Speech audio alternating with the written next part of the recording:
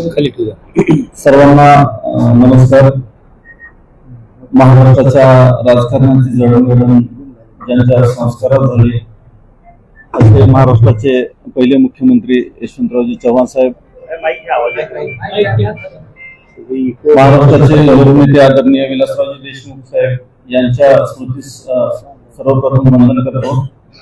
आणि आज या ठिकाणी महाराष्ट्राची जी विधान परिषदेची निवडणूक चालू आहे त्या उस्मानाबाद, बीड आणि लातूर जिल्ह्याच्या विधान परिषदेच्या निवडणुकीसाठी आज या ठिकाणी माझ्यासोबत जे उपस्थित माझे सर्व पत्रकार बांधव, महाविकास आघाडीचे घटक पक्षाचे जे सर्व पदाधिकारी, जिल्हाध्यक्ष आहेत, या सर्वांचं मी या ठिकाणी स्वागत करतो आणि धन्यवाद देतो. खऱ्या अर्थानं धन्यवाद मी यासाठी देतो, आज संपूर्ण देशामध्ये ज्या प्रमाणे अराजकतेचं वातावरण आहे अशा एकदम प्रतिकूल परिस्थितीमध्ये मागच्या 12 वर्षापासून जो संघर्ष चालू आहे त्याच्यामध्ये सर्वजण एकजुटीनं या ठिकाणी एकनिष्ठेनं जनतेच्या प्रश्नासाठी, गोरगरिबांच्या प्रश्नासाठी, विद्यार्थ्यांच्या प्रश्नासाठी लढण्यासाठी एकत्र एकजुटीनं या ठिकाणी एका खूप शॉर्ट नोटीसवर इथं उपस्थित आहे. त्यामुळे परत एकदा सर्वांचं मनापासून धन्यवाद व्यक्त करतो. आज या ठिकाणी विधान परिषदेचं जे काही आपलं संख्याबळाचा वगैरे जो विचार केला जातो, खऱ्या अर्थानं ते जो नीटचा प्रश्न असेल, शेतकऱ्यांचा प्रश्न असेल, याच्याशी संबंधित जे काही आपले जे आता सुजाण जे मतदार आहेत या ठिकाणी त्यांचे सर्व विद्यार्थ्यांचे नातेवाईक असतील, शेतकऱ्यांचे नातेवाईक असतील, जे मतदार असतील ते खऱ्या अर्थानं विचार करून मतदार करतील. त्यावेळेस आता ही निवडणूक अतिशय वेगळ्या लेवलची निवडणूक आहे. मी एक सामान्य कार्यकर्ता आहे, विद्यार्थी काँग्रेसपासून मी पक्षामध्ये काम करत आहे. मला अपेक्षा सुद्धा नव्हती की मला उमेदवारीसाठी माझा निवड केली जाईल. खरं तर आपल्या लातूर जिल्ह्याचे महाराष्ट्राचे आदरणीय लोकनेते आदरणीय दिलीपराव देशमुख साहेब यांच्या सूचनेने आणि यांच्या नेतृत्वात निवडणूक पार पडत आहे खऱ्या अर्थानं पाहिलं. आणि त्यांनी माझ्यावर जो विश्वास दाखवलेला आहे त्या विश्वासास परिपूर्ण करण्याचा या निवडणुकीच्या माध्यमातून प्रयत्न करेल. आणि येणाऱ्या काळात जनतेचे जे काही प्रश्न असतील ते अतिशय त्यांच्या मार्गदर्शनाखाली मी सोडवण्याचा या ठिकाणी पुरेपूर प्रयत्न करेल. काही प्रश्न असतील तर तुम्ही विचारू शकता.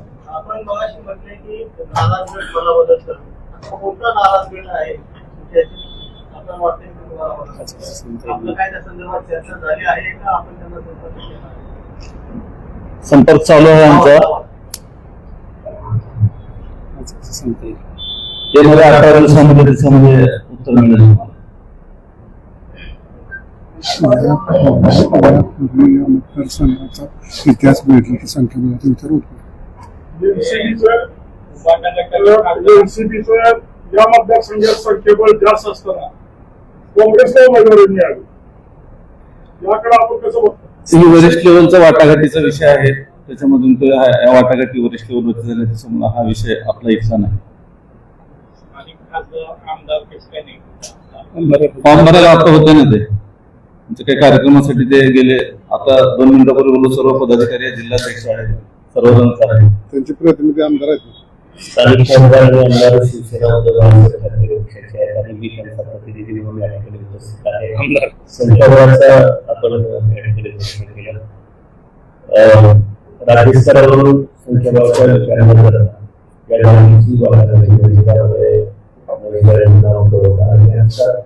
सगळ्यांनी ही संख्याबळ सध्या आमच्याकडे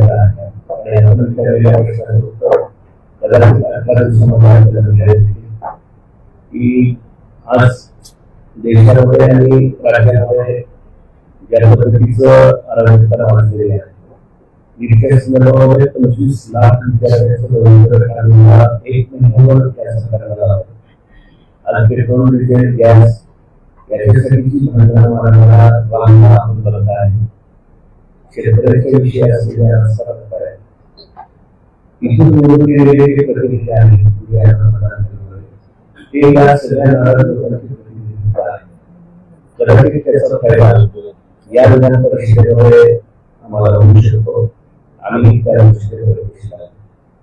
सुरेश जोशी यांनी या जिल्ह्यात 3 जिल्ह्याचं नेतृत्व केलं, कसं बघता त्यांच्या नेतृत्वाकडे आपण? त्यांच्या नेतृत्वाबद्दल तर मला काही जास्त सांगता येत नाही, पण जो विकास त्यांच्या पद्धतीने पाहिजे ते दादा सांगतील. उस्मानाबाद, लातूर आणि बीड या मतदारसंघाच्या विधान परिषदेच्या निवडणुकीत आजपर्यंतचा इतिहास बघितला तर कुठल्याही निवडणुकीमध्ये संख्याबळाच्या पद्धतीने निवडून कोण आलेलं नाही. संख्याबळाचा विचार केला जात नाही. उमेदवार कसा आहे आणि उमेदवार आपले स्थानिक स्वराज्य संस्थेचे प्रश्न सोडू शकतो याची खात्री झाल्यानंतर ते मतदान केलं जाते. यापूर्वीचा तुम्ही निवडणुकीचा निकाल बघा. यापूर्वी धस आलते तेव्हा त्यांच्याकडे बहुमत होतं का? त्यापूर्वी देखील काँग्रेसच्या उमेदवाराला ज्या शंका बसला होता. नाही, काँग्रेसचा उमेदवार नव्हता, आघाडीचा उमेदवार होता आमचा तो. त्यावेळेस जी निवडणूक झाली ती निवडणूक आहे, त्याच्या आधीची निवडणूक आहे. या सगळ्या निवडणुकामध्ये संख्याबळाचा विचार केला जात नाही तर उमेदवाराचा विचार केला जातो. मतदान देत असताना जो उमेदवार उभा आहे तो आपले प्रश्न सोडू शकतो का याचा विचार करून ह्या मतदारसंघामध्ये मतदान झालं. त्याच्यामुळे संख्याबळाचा तुम्ही प्रश्न केला म्हणून मी ते उत्तर द्यायला. उमेदवार प्रश्न आहे, तुम्ही जर निवडून आलात मतदारांनी तुम्हाला संधी दिली तर तुम्ही कुठल्या मुद्द्याला प्राधान्य द्याल किंवा तुमच्यासमोर ह्या मतदारसंघातले कुठले मुद्दे महत्त्वाचे वाटतात? सर्वप्रथम मी तरुणांच्या आणि शेतकऱ्यांचे जे काही प्रश्न असतील, बेरोजगारीचे प्रश्न असतील आणि स्थानिक लेवलवर असे भरपूर प्रश्न आहेत. मागच्या 12 वर्षापासून आपण बघताय, त्याच्यामुळे या स्थानिक प्रश्नांच्या विषयावर लक्ष दिलं जाईल. शक्य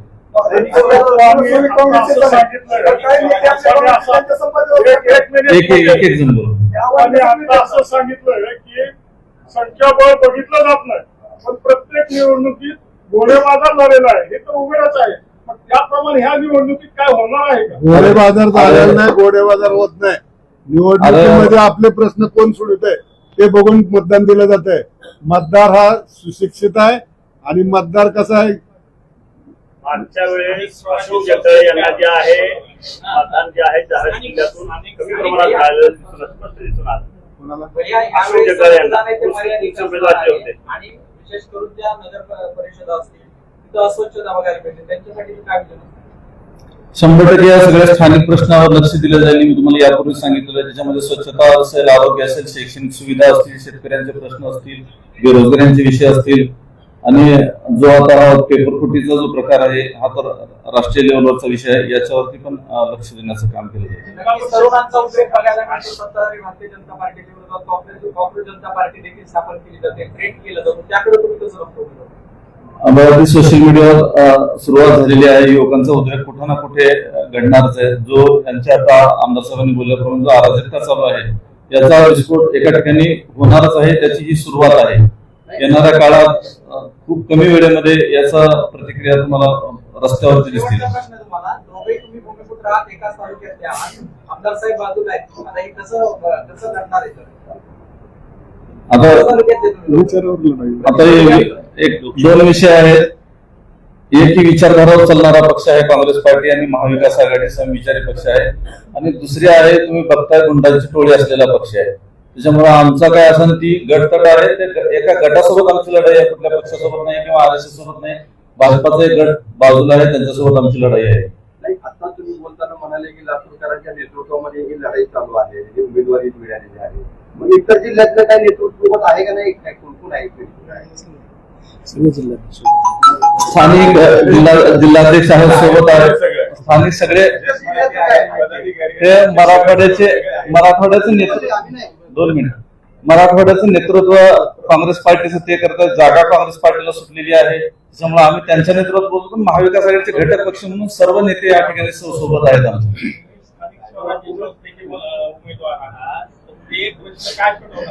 कारण जिल्हा परिषदेचे सदस्य असतील, नगरपालिकेचे सदस्य असतील,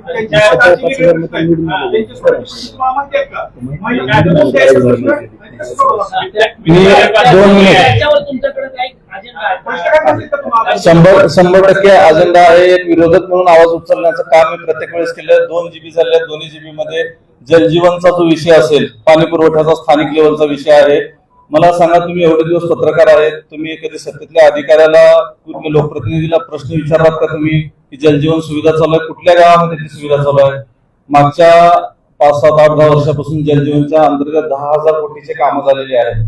त्याच्यापैकी 7,000 कोटीचे फक्त पाईपलाईनचे कामं झालेले आहेत आणि ते पाईपलाईन सगळे गुजरात मधून आलेले आहे. कुठल्या अधिकाऱ्याला तुम्ही विचारलात का, कुठल्या लोकप्रतिनिधीला विचारलात किंवा कुठल्या गावात पाणी आलं, हे स्थानिक लेवलच्या प्रश्नावरतीच चर्चा चालू आहे ना.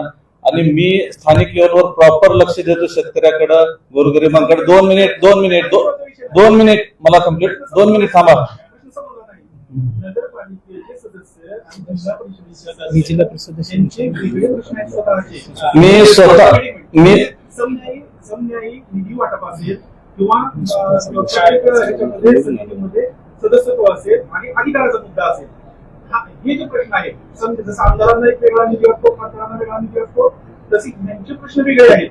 या प्रश्नासाठी तुम्ही काय करणार? निधी असेल किंवा जिल्हा परिषदेचा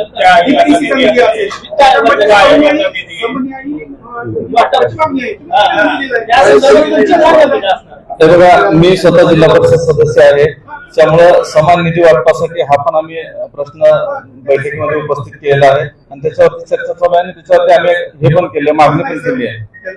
नियमावली नाही म्हणजे समन्यायी निधी वाटप करण्यासाठी नियमावली कुठंच नाही स्वराज्य संस्थेमध्ये सदस्यांना. तर त्यासाठी तुम्ही काय, तुमचं काय विजन आहे, त्यासाठी काय करणार तुम्ही? आम्ही जसं काही गरजा असतील मतदारसंघात त्याच्याप्रमाणे आमची मागणी चालू आहे. त्या विषयात परवा बीजेपी मध्ये झाले समान निधीचं वाटप, त्याच्यात काय ठरलं मग? प्रस्ताव दाखल केला, पुढे आवाज केला.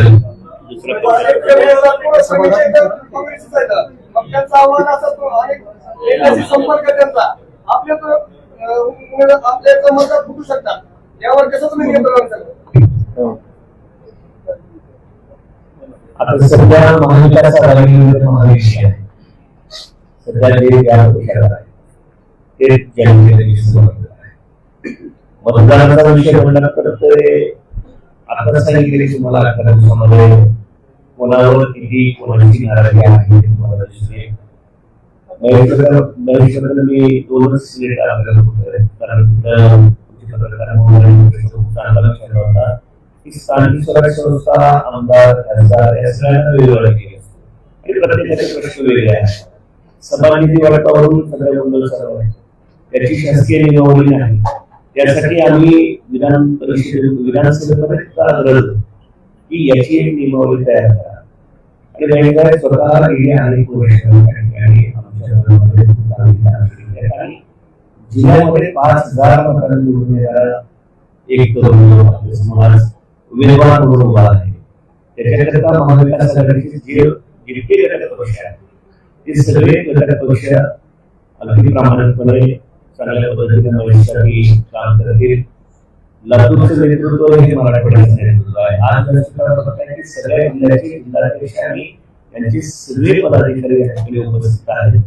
त्याच्यामुळं एक चांगला ताकदवान उमेदवार म्हणून या येणाऱ्या काळामध्ये आलेला आपल्याला दिसत.